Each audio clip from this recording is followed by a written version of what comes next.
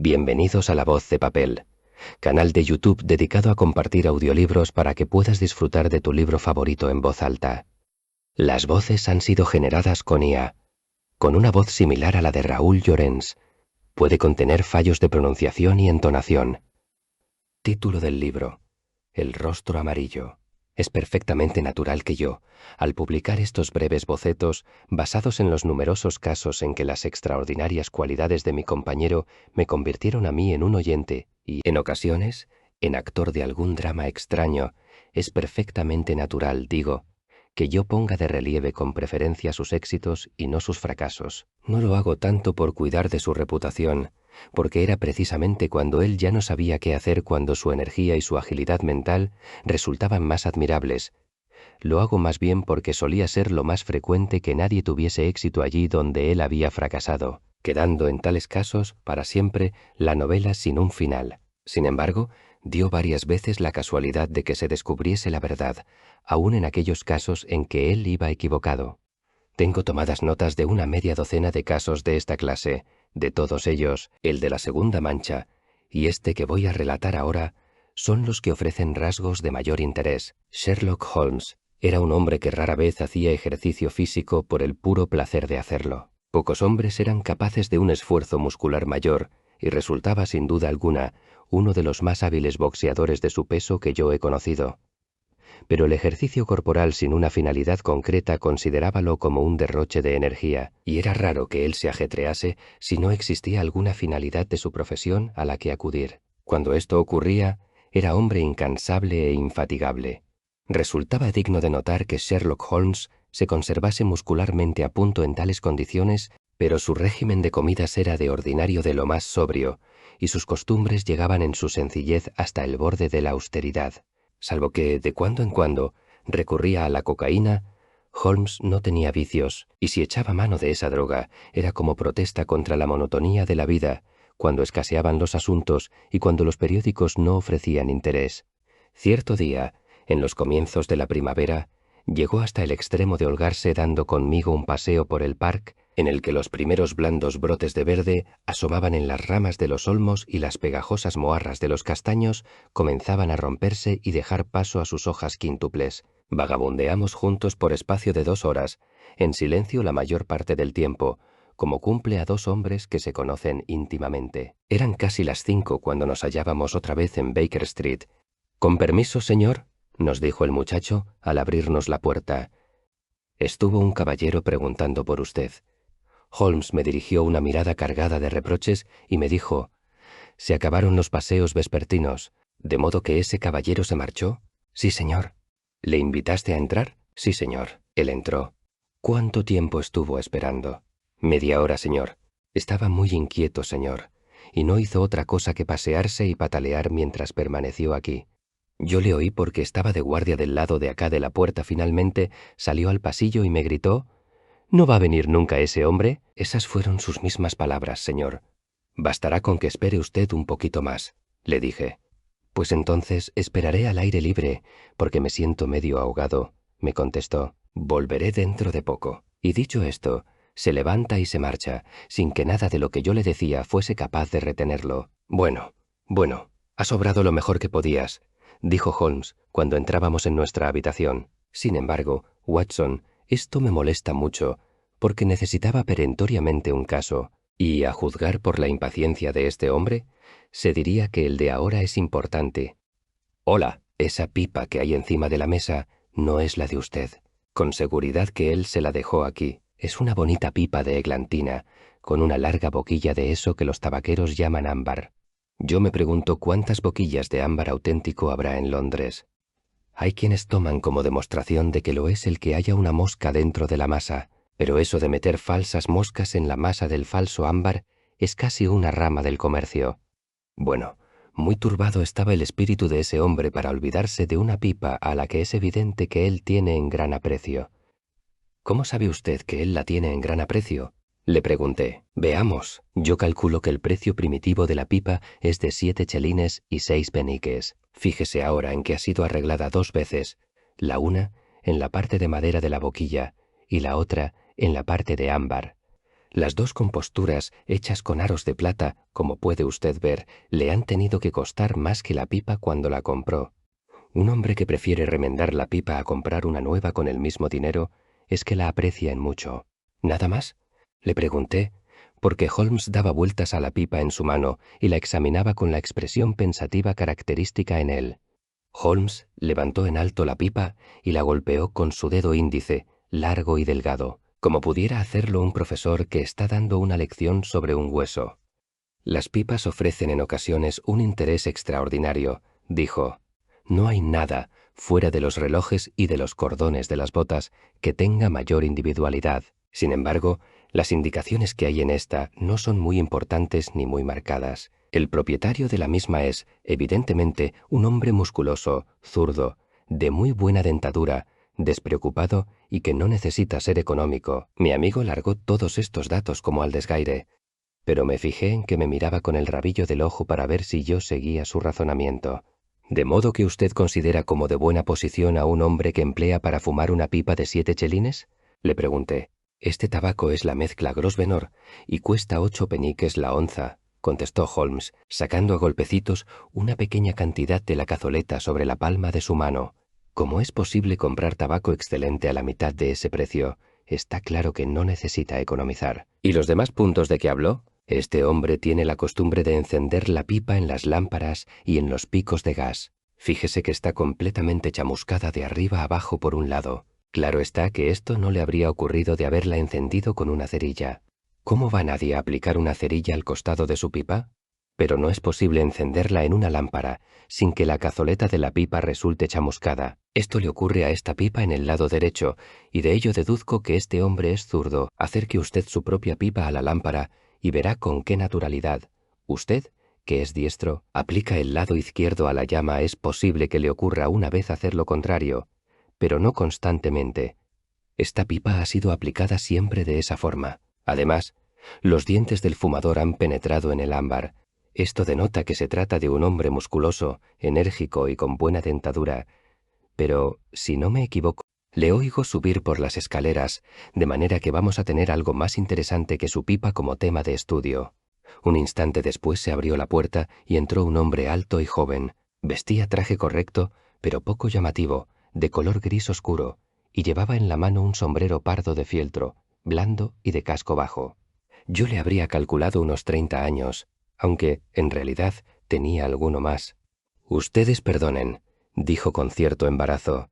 «Me olvidé de llamar. Sí, porque debí haber llamado. La verdad es que estoy un poco trastornado, y pueden ustedes atribuirlo a eso». Se pasó la mano por la frente como quien está medio aturdido, y, acto continuo, se dejó caer en la silla, más bien que se sentó. «Veo que usted lleva 1 o 2 noches sin dormir», le dijo Holmes con su simpática familiaridad. «El no dormir agota los nervios más que el trabajo y aún más que el placer. ¿En qué puedo servir a usted?»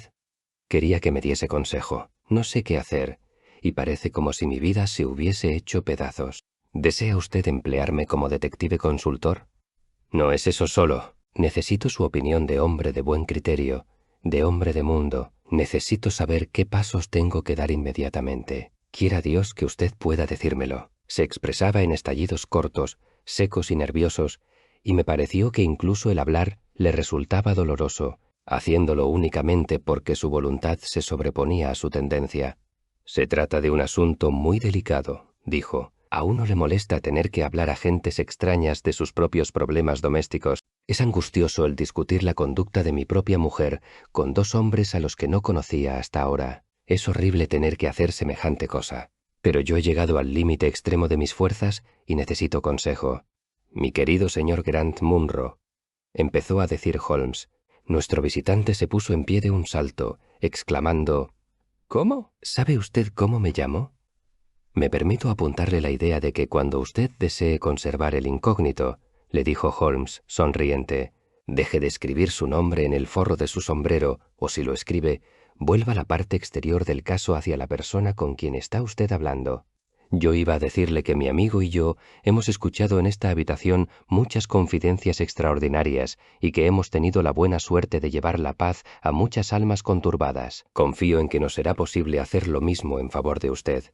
Como quizá el tiempo pueda ser un factor importante, yo le ruego que me exponga sin más dilación todos los hechos referentes a su asunto. Nuestro visitante volvió a pasarse la mano por la frente como si aquello le resultase muy cuesta arriba.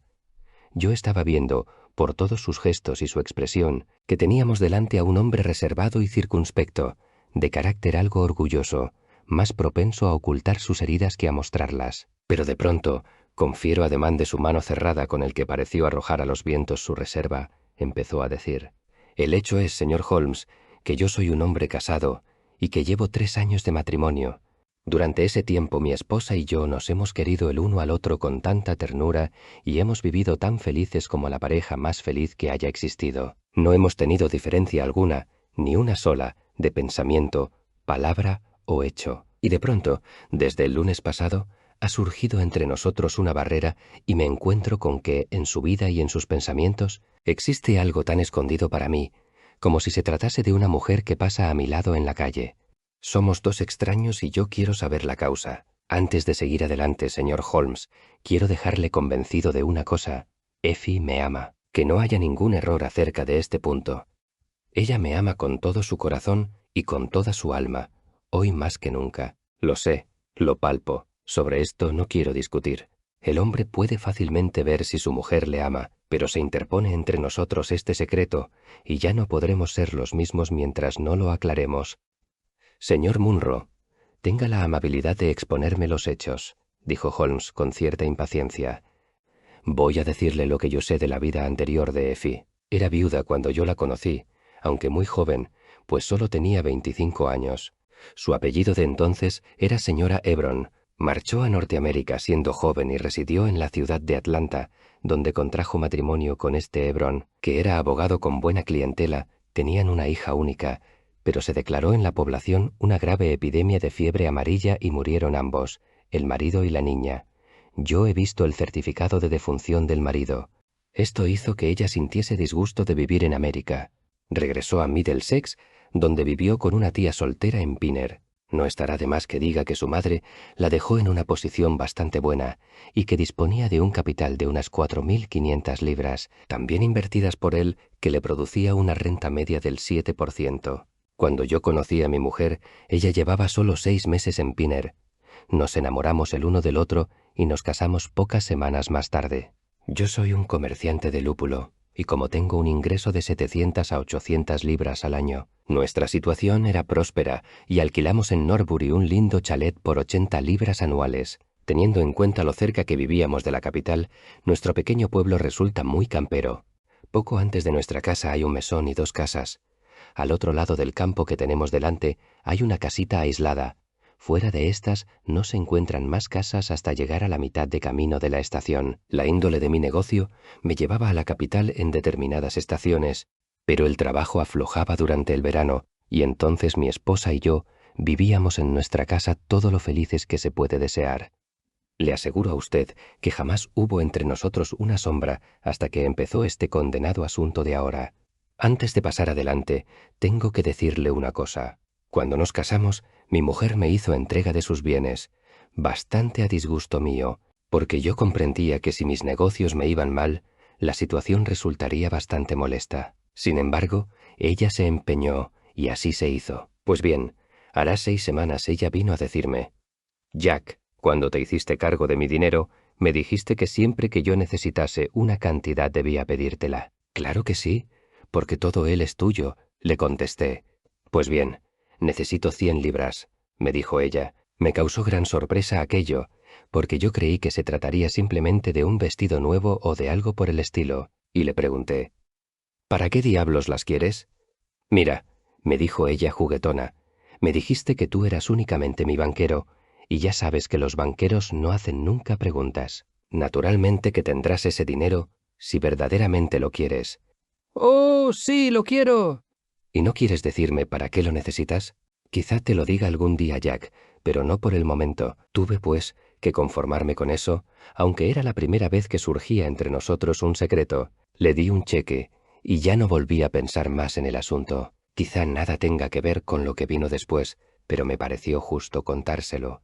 Pues bien, hace un momento les he dicho que no lejos de nuestro chalet hay una casita aislada. Nos separa nada más que un campo, pero si se quiere ir hasta allí, es preciso tomar por la carretera y meterse luego por un sendero. Al final del sendero hay un lindo bosquecillo de pinos albares, y a mí me gustaba mucho ir paseando hasta ese lugar, porque los árboles son siempre cosa simpática. La casita aquella llevaba sin habitar los últimos 8 meses, y era una lástima, porque se trata de un lindo edificio de 2 pisos, con un pórtico al estilo antiguo rodeado de madreselvas. Yo lo contemplé muchas veces, pensando que era una linda casita para hacer en ella un hogar. Pues bien, el lunes pasado iba yo al atardecer paseándome por ese camino, cuando me crucé con un carro de transporte vacío, que volvía a la carretera por ese sendero, y vi junto al pórtico un montón de alfombras y de enseres amontonados en la cespedera. Era evidente que la casita se había alquilado por fin. Pasé por delante de ella y me detuve a examinarla, como pudiera hacerlo un desocupado, preguntándome qué clase de gente sería la que venía a vivir cerca de nosotros. Estando mirando, advertí que desde una de las ventanas del piso superior me estaba acechando una cara. Yo no sé, señor Holmes, qué tenía aquella cara, pero el hecho es que sentí un escalofrío por toda la espalda. Yo estaba un poco apartado, y por eso no pude distinguir bien sus facciones, pero era una cara que tenía un algo de antinatural y de inhumano. Esa fue la impresión que me produjo y avancé rápidamente para poder examinar más de cerca a la persona que me estaba mirando. Pero, al hacer eso, la cara desapareció súbitamente, tan súbitamente como si alguien la hubiese apartado a viva fuerza para meterla en la oscuridad de la habitación. Permanecí durante 5 minutos meditando sobre lo ocurrido y esforzándome por analizar mis impresiones. No habría podido decir si la cara era de un hombre o de una mujer. Lo que se me había quedado impreso con más fuerza era su color. Un color amarillo lívido, apagado, con algo como rígido y yerto, dolorosamente antinatural. Me produjo tal turbación que resolví enterarme algo más acerca de los nuevos inquilinos de la casita. Me acerqué y llamé a la puerta, siendo ésta abierta en el acto por una mujer, alta y trasijada, de rostro duro y antipático. «¿Qué desea usted?», preguntó con acento norteño. «Soy el vecino de ustedes y vivo allí», le dije apuntando con un movimiento de mi cabeza hacia mi casa. «Veo que acaban de trasladarse aquí y pensé que si puedo ayudarlos en algo, cuando lo necesitemos, le pediremos ayuda», dijo y me cerró la puerta en la cara. Molesto por una respuesta tan descortés, volví la espalda y me encaminé a mi casa durante toda la velada, y a pesar de que yo me esforzaba por pensar en otras cosas, mi imaginación volvía siempre a aquella visión que yo había visto en la ventana y a la grosería de la mujer. Decidí no hablar nada a mi esposa de aquella aparición, porque es de temperamento nervioso y muy excitado, y yo no quería que participase de la molesta impresión que a mí me había producido. Sin embargo, le comuniqué antes de dormirse que la casita se había alquilado, a lo que ella no contestó. Yo soy por lo general hombre de sueño muy pesado. En la familia siempre bromean diciéndome que no había nada capaz de despertarme durante la noche. Pero lo cierto es que precisamente aquella noche, ya fuese por la ligera excitación que me había producido mi pequeña aventura, o por otra causa, que yo no lo sé, lo cierto es, digo, que mi sueño fue más ligero que de costumbre, y entre mis sueños tuve una confusa sensación de que algo ocurría en mi cuarto. Me fui despertando gradualmente hasta caer en la cuenta de que mi esposa se había vestido y se estaba echando encima el abrigo y el sombrero. Abrí los labios para murmurar algunas palabras, adormilado, de sorpresa y de reconvención por una cosa tan a destiempo, cuando de pronto mis ojos entreabiertos cayeron sobre su cara, iluminada por la luz de una vela. El asombro me dejó mudo. Tenía ella una expresión como jamás yo la había visto hasta entonces, una expresión de la que yo la habría creído incapaz. Estaba mortalmente pálida y respiraba agitadamente. Mientras se abrochaba el abrigo, dirigía miradas furtivas hacia la cama para ver si me había despertado. Luego, creyéndome todavía dormido, se deslizó con mucho tiento fuera de la habitación y a los pocos momentos llegó a mis oídos un agudo rechinar que solo podía ser producido por los goznes de la puerta delantera. Me senté en la cama y di con mis nudillos en la barandilla de la misma para cerciorarme de que estaba verdaderamente despierto. Luego saqué mi reloj de debajo de la almohada. Eran las 3 de la madrugada. ¿Qué diablos podía estar haciendo mi esposa en la carretera a las 3 de la madrugada? Llevaba sentado unos 20 minutos dándole vueltas en mi cerebro al asunto y procurando encontrarle una posible explicación. Cuanto más lo pensaba, más extraordinario y más inexplicable me parecía todavía estaba tratando de solucionar el enigma, Cuando oí que la puerta volvía a cerrarse con mucho tiento y acto seguido los pasos de mi mujer, que subía por las escaleras. —¿Dónde diablos has estado, Effie? —le pregunté al entrar ella. Al oírme hablar, dio un violento respingo y lanzó un grito que parecía de persona que se ha quedado sin habla. Ese grito y aquel sobresalto me turbaron aún más, porque había en ambos una sensación indescriptible de culpabilidad. Mi esposa se había portado siempre con sinceridad y franqueza, y me dio un escalofrío al verla penetrar furtivamente en su propia habitación y dejar escapar un grito y dar un respingo cuando su marido habló. —¿Tú despierto, Jack? —exclamó con risa nerviosa. Yo creí que no había nada capaz de despertarte. —¿Dónde has estado? —le pregunté con mayor serenidad. —No me extraña que te sorprendas —me dijo, y yo pude ver que sus dedos temblaban al soltar los cierres de su capa. No recuerdo haber hecho otra cosa igual en toda mi vida. Lo que me ocurrió fue que sentí como que me ahogaba y que tuve un ansia incontenible de respirar aire puro. Creo firmemente que de no haber salido fuera, me habría desmayado. Permanecí en la puerta algunos minutos y ya me he repuesto. Mientras hacía este relato, no miró ni una sola vez hacia donde yo estaba, y el tono de su voz era completamente distinto del corriente. Vi claro que lo que decía era falso. Nada le contesté, pero me volví hacia la pared con el corazón asqueado y el cerebro lleno de 1000 venenosas dudas y recelos. ¿Qué era lo que mi mujer me ocultaba? ¿Dónde estuvo durante aquella extraña excursión? Tuve la sensación de que ya no volvería a gozar de paz mientras no lo supiese, y sin embargo, me abstuve de hacerle más preguntas después que ella me contó una falsedad. En todo el resto de aquella noche no hice sino revolverme y dar saltos en la cama haciendo hipótesis y más hipótesis, todas ellas a cual más inverosímiles. Tenía necesidad de ir aquel día a la City, pero mis pensamientos estaban demasiado revueltos para poder atender a los negocios. Mi mujer parecía tan trastornada como yo, y las rápidas miradas escrutadoras que a cada momento me dirigía me hicieron comprender que ella se daba cuenta de que yo no creía sus explicaciones y que ella no sabía qué hacer. Apenas si durante el desayuno cambiamos algunas palabras, e inmediatamente después salí yo a dar un paseo a fin de poder meditar, oreado por el aire puro de la mañana, en lo ocurrido. Llegué en mi paseo hasta el Crystal Palace, pasé una hora en sus terrenos y regresé a Norbury para la 1 de la tarde. Mi caminata me llevó casualmente por delante de la casita de campo y me detuve un instante para ver si conseguía ver por alguna ventana a aquella extraña cara que el día anterior me había estado mirando. Imagínese, señor Holmes, mi sorpresa cuando mientras yo miraba, se abrió la puerta y salió por ella mi esposa. Al verla, me quedé mudo de asombro, pero mis emociones no eran nada comparadas con las que exteriorizó su cara cuando nuestras miradas se encontraron. En el primer momento, pareció querer echarse hacia atrás y meterse de nuevo en la casa, pero luego, al ver que todo ocultamiento era inútil, avanzó palidísima y con una mirada de susto que desmentía la sonrisa de sus labios. «¡Oh, Jack!», me dijo. Acababa de entrar en esa casa para ver si podía ser útil en algo a nuestros nuevos convecinos. «¿Por qué me miras de ese modo, Jack? ¿Verdad que no estás enojado conmigo? ¿De modo que es ahí donde fuiste la noche pasada?», le dije. «Pero, ¿a dónde vas a parar?», gritó ella. «Tú viniste aquí, estoy seguro de ello». «¿Qué gentes son esas para que tú tengas que visitarlas a una hora semejante? Yo no había venido aquí hasta ahora.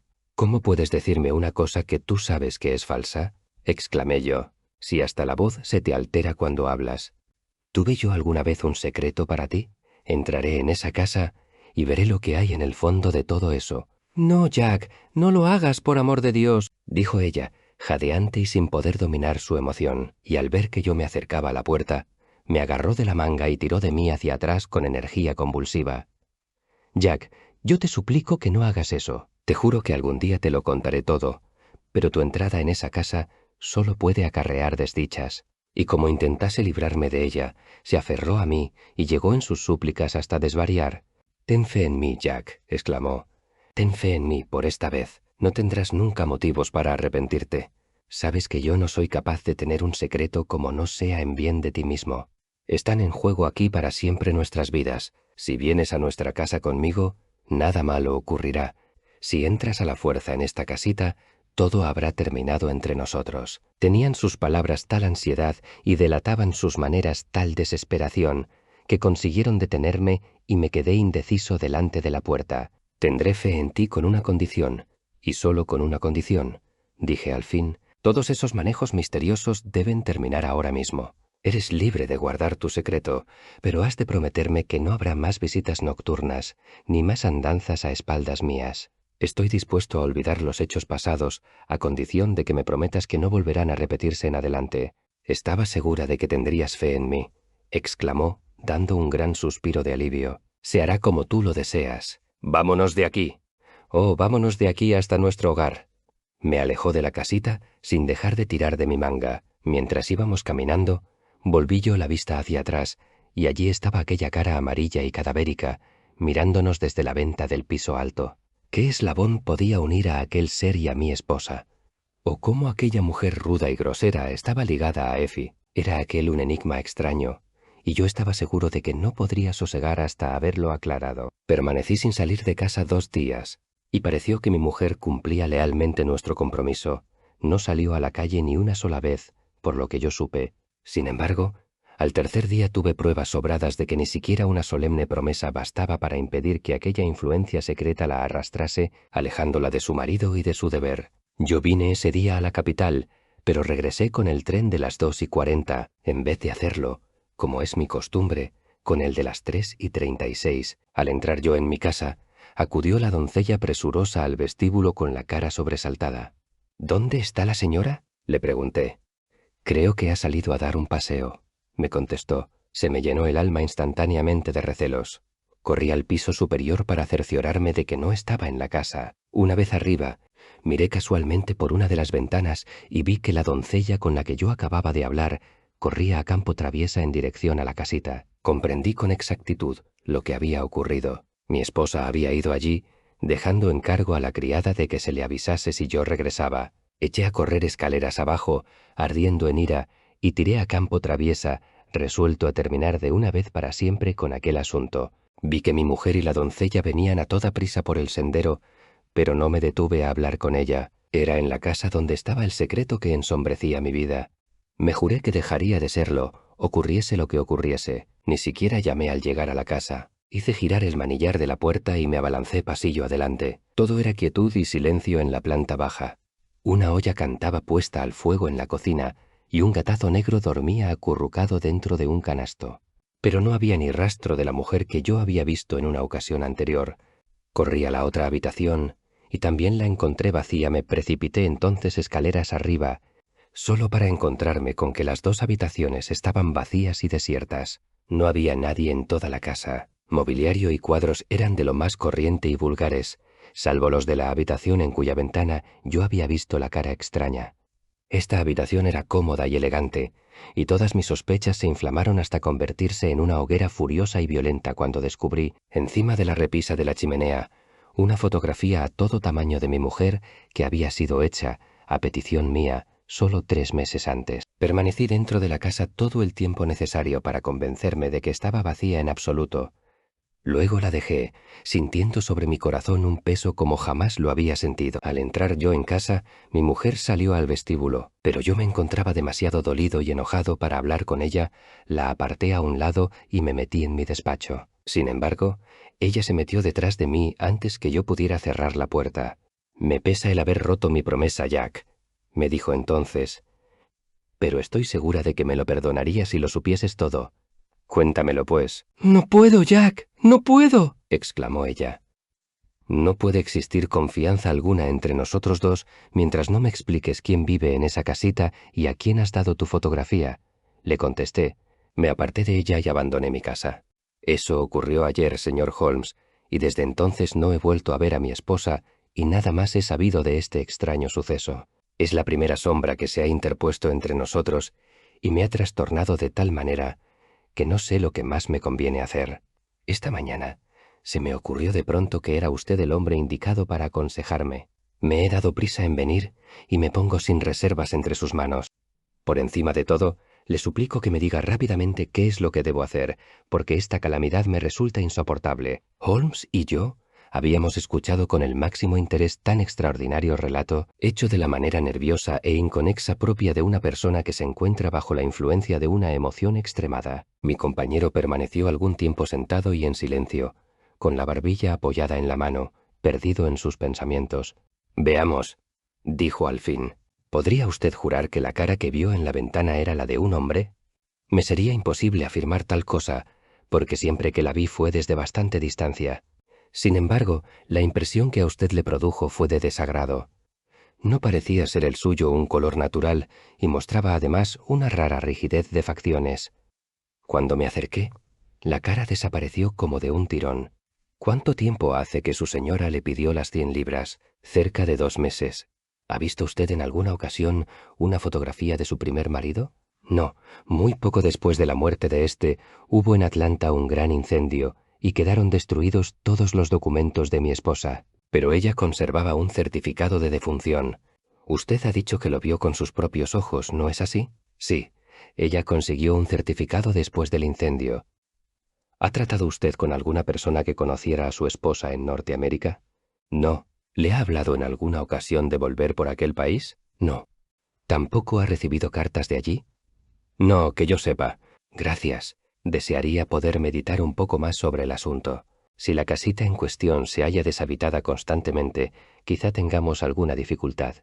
Por otro lado, si sus moradores fueron advertidos por alguien de que usted iba a presentarse allí, y eso es lo que yo me imagino, y se marcharon ayer antes de que usted llegase, entonces es posible que estén ya de regreso y podríamos aclararlo todo con facilidad. Permítame, pues, que le aconseje que regrese a Norbury y que vuelva a fijarse en las ventanas de la casita.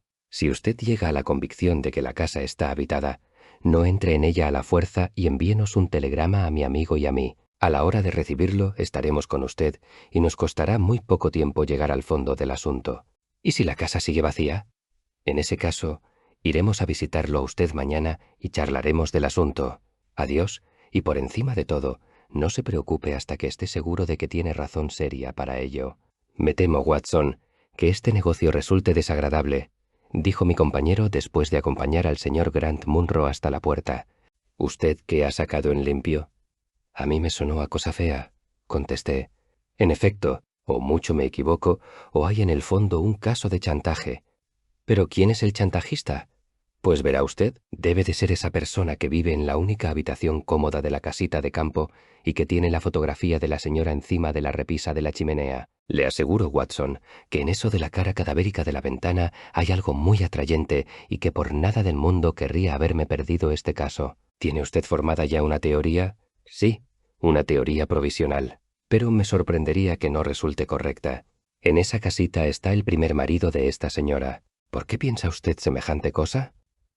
¿Cómo podemos explicar de otra manera la ansiedad febril de que su segundo marido no entre allí? Los hechos, tal como yo los veo, son, más o menos, así.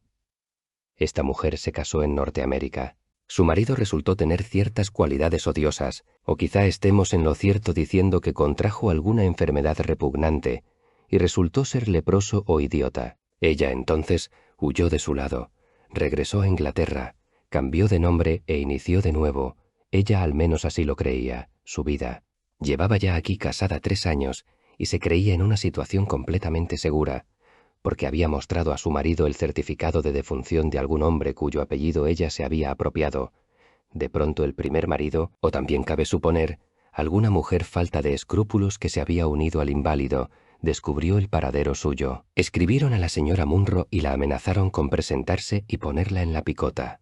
Ella pide entonces 100 libras e intenta comprar su silencio. A pesar de todo, ellos vienen a Inglaterra, cuando el señor trae casualmente a colación la noticia de que en la casita hay gente nueva. La señora sabe ya, de una manera u otra, que se trata de sus perseguidores. Entonces espera a que su marido esté dormido y sale de casa precipitadamente para tratar de convencerlos de que la dejen en paz. No habiendo tenido éxito, vuelve otra vez, a la mañana siguiente, y es entonces cuando su marido tropieza con ella en el momento en que salía de la casita, tal como él nos lo ha explicado. La mujer le promete entonces que no volverá a ir, pero 2 días más tarde, el anhelo de desembarazarse de aquellos vecinos temibles se impone a ella con demasiada fuerza y hace otra tentativa, llevando la fotografía, que es probable le hubiesen exigido antes. Cuando se hallan en esa entrevista, llega corriendo la doncella para anunciar que el amo está de regreso. La esposa, entonces, segura de que aquél irá derecho a la casita, hace salir apresuradamente a sus moradores por la puerta trasera y ellos se esconden probablemente en el bosquecillo de pinos albares que, según dijo antes, hay cerca de allí. De ese modo el marido se encuentra con la casa desierta. Sin embargo, Me sorprendería muchísimo que siga estándolo cuando el señor Munro lleve a cabo esta noche su reconocimiento. ¿Qué opina usted de mi teoría? Que toda ella es una pura suposición. Por lo menos con ella se explican todos los hechos. Tendremos tiempo de rectificarla cuando lleguen a nuestro conocimiento otros hechos nuevos que no quepan en la misma por ahora. No podemos hacer otra cosa hasta que recibamos un nuevo mensaje de nuestro amigo de Norbury. No tuvimos que esperar mucho. Nos llegó en el momento que acabábamos de tomar el té. El mensaje decía: «La casita sigue habitada. He vuelto a ver la cara en la ventana. Saldré a la llegada del tren de las 7 y no daré ningún paso hasta entonces». Nos esperaba en el andén cuando nosotros nos apeamos y pudimos ver, a la luz de las lámparas de la estación, que se hallaba muy pálido y que temblaba de excitación. «Señor Holmes, siguen allí», dijo apoyando una mano en el brazo de mi amigo. «Cuando venía para aquí vi las luces. Ahora lo pondremos todo en claro de una vez y para siempre». «¿Qué plan tiene usted, según eso?», preguntó Holmes mientras avanzábamos por la carretera, oscura y bordeada de árboles. «Voy a entrar a la fuerza y veré con mis propios ojos quién hay dentro de la casa. Quisiera que ustedes dos estuvieran allí en calidad de testigos. ¿Está usted completamente resuelto a ello? No obstante la advertencia de su esposa de que es preferible que usted no aclare ese misterio». «Sí, estoy resuelto. Yo creo que hace usted bien. Es preferible, la verdad, cualquiera que sea, a una duda indefinida. Lo mejor que podemos hacer es llegarnos allí ahora mismo. Mirando las cosas desde el punto de vista legal, no cabe duda de que cometemos un acto indudablemente incorrecto, pero yo creo que vale la pena correr ese riesgo». La noche era muy oscura y empezaba a caer una fina llovizna cuando desembocamos desde la carretera en un estrecho sendero, de profundas huellas y con setos a uno y otro lado. Sin embargo, el señor Grant Munro avanzó impaciente y nosotros le seguimos a trompicones lo mejor que pudimos. «Aquellas luces son las de mi casa», nos dijo por lo bajo, apuntando hacia un leve resplandor que se veía entre los árboles. «Y aquí tenemos la casita en la que yo voy a entrar». Al decir esto, doblamos un recodo del sendero y nos encontramos muy cerca del edificio en cuestión. Una franja amarilla que cruzaba en sentido vertical el fondo negro nos mostró que la puerta no se hallaba cerrada del todo y en el piso de arriba veíase una ventana brillantemente iluminada. Al dirigir hacia ella nuestra vista, vimos cruzar por detrás del visillo una sombra negra borrosa. «Allí la tienen ustedes», exclamó Grant Munro. «Ya ven por sus propios ojos que en esa habitación hay alguien. Y ahora, síganme, y pronto lo sabremos todo». Se acercó a la puerta, pero súbitamente salió de la oscuridad una mujer y quedó dibujada por el foco luminoso de la lámpara. Yo no podía verle la cara en la oscuridad del contraluz, pero sí vi que ella alzaba los brazos en actitud de súplica. «Por amor de Dios, Jack, no entres», gritó. «Tenía el presentimiento de que vendrías esta noche. Piénsalo mejor, corazón. Vuelve a tener fe en mí y nunca tendrás que arrepentirte de ello». «Effie, he tenido fe en ti demasiado tiempo», exclamó él con severidad. «Suéltame. Tengo que seguir adelante. Mis amigos y yo vamos a poner en claro el asunto de una vez y para siempre». Hizo a un lado a su esposa y nosotros le seguimos, muy de cerca. Cuando abrió de par en par la puerta, corrió a cerrarle el paso una mujer anciana, pero él la hizo retroceder, y un instante después subíamos todos escaleras arriba. Grant Munro se abalanzó hacia el cuarto iluminado y nosotros entramos pisándole los talones. Era un cuartito acogedor y bien amueblado, con 2 velas ardiendo encima de la mesa y otras 2 encima de la repisa de la chimenea. En un ángulo, inclinada sobre un pupitre, se hallaba una persona que parecía ser una muchachita. Cuando entramos, ella tenía vuelta la cara hacia otro lado, pero pudimos ver que vestía un vestido encarnado y tenía puestos unos guantes blancos y largos. Al darse media vuelta para mirarnos, yo dejé escapar un pequeño grito de sorpresa y horror. La cara que nos presentó era del más extraordinario color cadavérico, y sus rasgos carecían en absoluto de expresión. Un instante después quedaba aclarado el misterio. Holmes, acompañando su acción con una risa, pasó sus manos por detrás de la oreja de la niña y arrancó de su cara la corteza de una máscara, presentándosenos delante una niña negrita como el carbón, que mostraba todo el brillo de su blanca dentadura con una expresión divertida al ver el asombro pintado en nuestros rostros. La alegría de la niña hizo que rompiera yo a reír por un efecto de simpatía, pero Grant Munro permaneció inmóvil, asombrado y agarrándose la garganta con la mano. «¡Válgame Dios! ¿Qué puede significar esto?», exclamó. «Yo te diré lo que significa.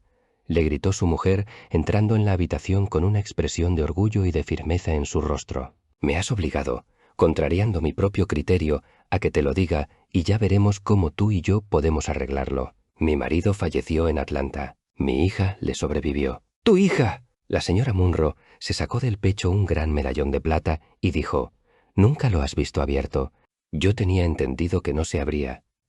Ella apretó un resorte y la parte delantera del medallón giró hacia atrás. En el interior había el retrato de un hombre de gran belleza y expresión inteligente, pero cuyos rasgos llevaban el sello inconfundible de su raza africana.